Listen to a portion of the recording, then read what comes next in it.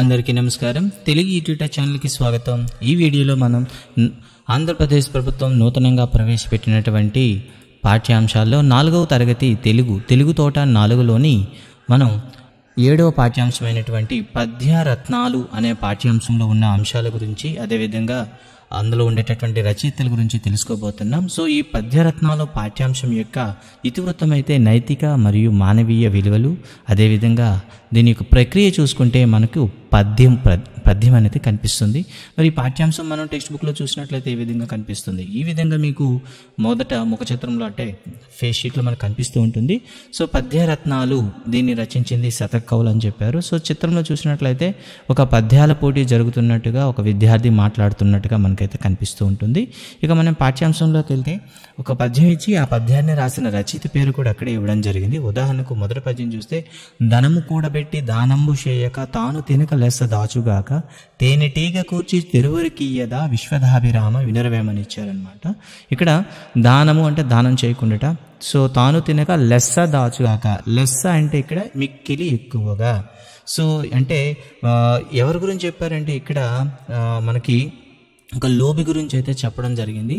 ధనము కూడబెట్టి ధర్మంబు చేయక తాను తినక లెస్స దాచుగాక అంటే లోబి ఎలాంటి వాడంటే తాను దాచుకున్న ధనాన్ని కూడబెడుతూ ఉంటాడు, దానము చేయడు, అలా తను కూడా దాన్ని అనుభవించడు, చివరికి వేరే వాళ్ళకి ఇస్తాడు. ఏ విధంగా అయితే తేనెటీగ కూర్చి తెరువరి అంటే బాటసారి అని అర్థం అండి. సో బాటసార్లకు ఇస్తుంది కదా, అదేవిధంగా లోబి దాచిన డబ్బు కూడాను ఎలానే పరుల పాలవుతుంది అని చెప్పడం జరిగింది. సో ఈ పద్యం అయితే వేమన శతకం నుండి తీసుకోవడం జరిగింది. ఇక రెండో పద్యం మనం చూసుకున్నట్లయితే సుమతి శతకం నుండి తీసుకోవడం జరిగింది.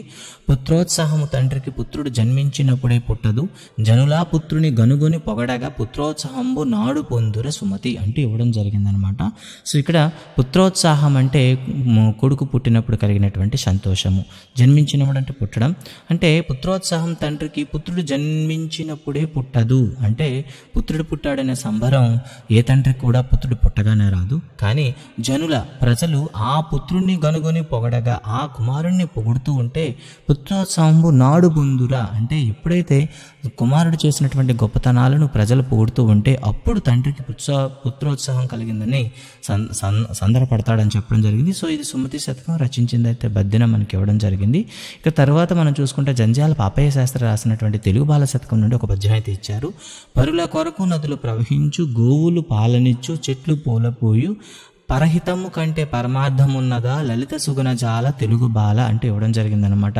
అంటే నదులు అనేవి ఇతరుల కోసమే ప్రవహిస్తుంటాయి, గోవులు అనేవి ఇతరుల కోసమే పాలిస్తూ ఉంటాయి, చెట్లు అనేవి ఇతరుల కోసం పూలు పూస్తూ ఉంటాయి. దీన్ని బట్టి పరహితము ఇతరులకు మంచి చేయాలనే ఆలోచన కంటే పరమార్థం ఉన్నదా అంటే నిజమైన ప్రయోజనం ఉన్నదా అంటూ జంధ్యాల పాపయ్య శాస్త్రి అయితే చెప్పడం అయితే జరిగిందనమాట. సో తెలుగు బాల శతకం యొక్క మొదటి మీద అంటే లలిత సుగుణజాల తెలుగు బాల రచించింది అయితే జంధ్యాల పాపయ్య శాస్త్రి. ఇక తర్వాత చూసుకుంటే మళ్ళీ సుమతి శతకం నుండి మరొక పద్యం అయితే ఇవ్వడం జరిగింది. బలవంతుడు నాకేమని పలుగురతో నిగ్రహించి పలుకుట మేళ, బలవంతమైన సర్పము చలిచీమల చేత చిక్కి జావలి సుమతి.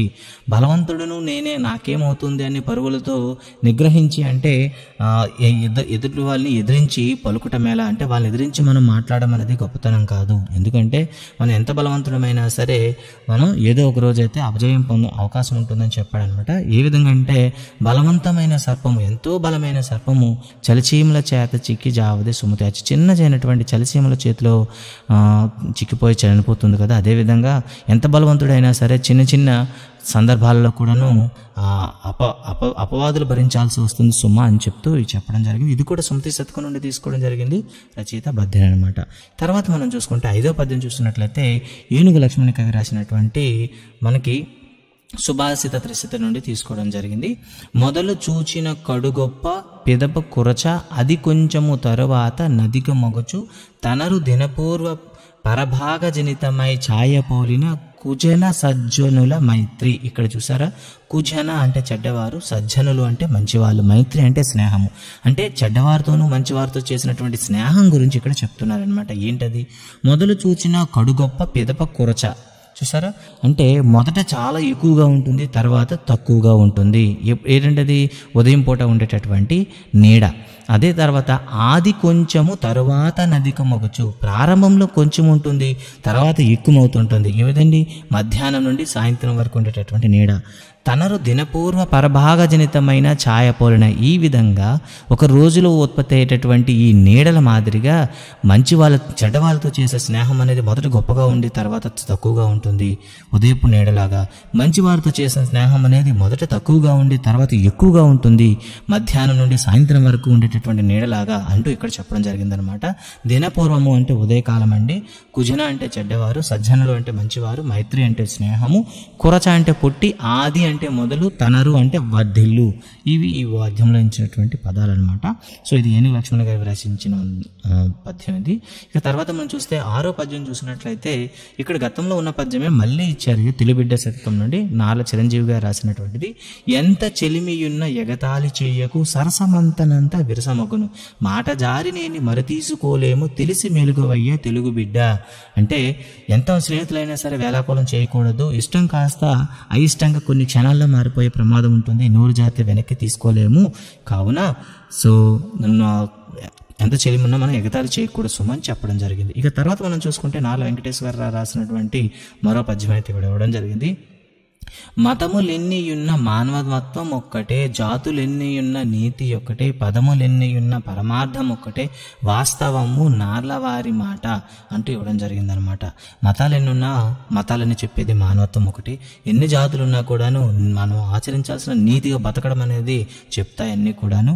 పదములెన్ని ఉన్నా అంటే రచనలు ఎన్నైనా సరే వాటన్నింటి కూడా పరమార్థం ఒక్కటే, అంటే వాటి యొక్క గొప్ప భావం ఒక్కటే ఉంటుంది. ఇది వాస్తవము, ఇది తెలుసుకో అంటూ నార్లవారి మాటలో మరి నార్ల వెంకటేశ్వరరావు గారు చెప్పిన పద్యంలో ఉంది.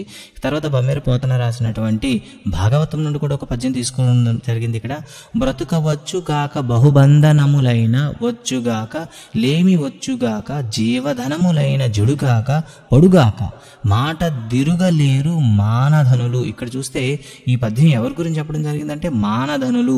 మానధనులు అంటే మానమే ధనంగా కలిగిన వారు, అంటే పరువు కలిగిన వారి గురించి చెప్తున్నాడు అనమాట. వీళ్ళు ఎలాంటి వాళ్ళట, బతుకవచ్చుగాక అంటే కొన్నిసార్లు ఏమవ్వచ్చు, వాళ్ళు జీవితమే ఉండకపోవచ్చు. ఓకేనా. అంతేకాకుండా బహుబంధనములైనను వచ్చుగాక అంటే అందరితో ఉండే చుట్టరికాలు కూడా చెడిపోవచ్చు. లేమి వచ్చుగాక అంటే పేదరికం కూడా రావచ్చు. ఇంకా తర్వాత చూసుకున్నట్లయితే జీవధనములైన జడుగాక అంటే తనకు అన్నిటికన్నా ముఖ్యమైనటువంటి ప్రాణాలే పోవచ్చు. అలాంటి సందర్భంలో కూడాను ఈ మానధనులు అనేవారు మాటను ఇప్పుడు కూడాను జవదాటరు. వారు మాట ఇప్పుడు కూడా తప్పరు సుమా, పరువు గలవారు అంటూ చెప్పాడనమాట. అంటే జీవనం ఉండొచ్చు, ఉండకపోవచ్చు, బహుబంధనాలు ఉండొచ్చు, చెడిపోవచ్చు. సో అంతేకాకుండా లేమి అంటే పేదరికం రావచ్చు, పోవచ్చు, జీవమే పోవచ్చు. అయినప్పుడు కూడాను మానధనులు అంటే పరువు గలవారు తమ మాటను ఎప్పుడు కూడా దాటరు అని చెప్పడం జరిగిందనమాట. ఇక తర్వాత మళ్ళీ వేమన శతకం నుండి మరో పద్యం అయితే ఇవ్వడం జరిగింది. పూజ కన్నా నెంచ బుద్ధి ప్రధానంబు, మాట కన్నా నెంచ మనసు దృఢము, కులము కన్నా మిగులు గుణము ప్రధానంబు, విశ్వదాభిరామ వినురవేమ అని చెప్పాడనమాట. అంటే ఇక్కడ ఏంటంటే పూజ కన్నా నెంచ బుద్ధి ప్రధానము. చూసారా, దీని అర్థం ఏంటంటే పూజలు ఎన్ని చేయడం కన్నా ఒక మనిషి యొక్క ఆలోచన అనేది చాలా ముఖ్యమైనది. పూజ కన్నా నెంచ బుద్ధి ప్రధానము, ఆలోచన చాలా ముఖ్యమైనది. మాట కన్నా నెంచ మనసు దృఢము. సో మాటలు ఎన్నైనా మాట్లాడచ్చు కానీ మనసు అనేది ముఖ్యమైనది. కులము కన్నా మిగులు గుణము ప్రధానము. వాడు ఏ కులం వాడనేది ముఖ్యం కాదు, వాడుకున్న గుణం అనేది మనకి ప్రధానము సుమా అంటూ చెప్తూ విశ్వదాభిరామ వినురవేమ అని చెప్తూ తన వేమన శతకంలో చెప్పడం అయితే జరిగిందనమాట. ఇక తర్వాత మనం చూసుకున్నట్లయితే ఈ 9 పద్యాల వెనకాల మనకి కొన్ని భాషాంశాల మీద కూడా కొన్ని ప్రశ్నలు అయితే ఇవ్వడం జరిగింది. ఉదాహరణకి ఇక్కడ చూడండి, గీత గీసిన పదాలను అర్థాలు రాయండి. దృఢము కఠినమైన లేదా దృఢం గట్టైన, మైత్రి స్నేహము, కురచ పుట్టి, తిరువరి ఇతరులకు బాటసారికి, చెలిమి అంటే స్నేహము. అలాగే కాకుండా ఇక్కడ వడానికి ఇంకో పదాన్ని కల్పించి పదాలు అయితే రాయమన్నారు. వడ, దవడ, రోజాలు, శిరోజాలు, జనం, భోజనం, పటం, గాలిపటం, ఇలా మనం మార్చవచ్చు చాలా రకాలుగా. సో వాటి గురించి ఇవ్వడం జరిగింది. సొంత వాక్యాలు ఇచ్చారండి. ఇక తర్వాత చూసుకుంటే సృజనాత్మకత. ఇక తర్వాత భాషాంశాలు చూసుకున్నట్లయితే కాలాల గురించి ఇక్కడ మనకు పరిచయం చేశారండి. జరిగిన పని, జరుగుతున్న పని, జరగబోయే పని. అంటే పాడింది జరిగిన పని కాబట్టి దీన్ని భూతకాలం అంటారని, ఇక్కడ జరుగుతున్న పనిని వర్తమాన కాలం అంటారని, జరగబోయే పనిని భవిష్యత్తు కాలం అంటామని ఇస్తూ ఒక పట్టిక ఇచ్చి దాంట్లో విభజన చేసి ఇవ్వమన్నాడు. ఇక పాఠ్యాంశంలో చివరిగా చూసుకుంటే, వీరగంధము తెచ్చినారము వీరులెవ్వడో తెలుపుడి, పూసి పొదుము మెడను వైతుము పూలదండలు భక్తితో అంటూ మనకి త్రిపురనేని రామస్వామి గారు రాసినటువంటి ఒక గేయం అయితే ఇవ్వడం జరిగింది. చాలా అద్భుతమైన గేయం ఇది. ఇక్కడ చూసినట్లయితే ఇది స్వాతంత్ర సమరయోధం పోరాటంలో తెలుగు వాళ్ళని అందరికీ ఉత్తేజపరిచినటువంటి గేయం అని చెప్తాను అనమాట. ఈయనకు కవిరాజు అని బిరుదుంది. త్రిపురనేని మనకి రామస్వామి గారికి బిరుదు ఏంటంటే కవిరాజు.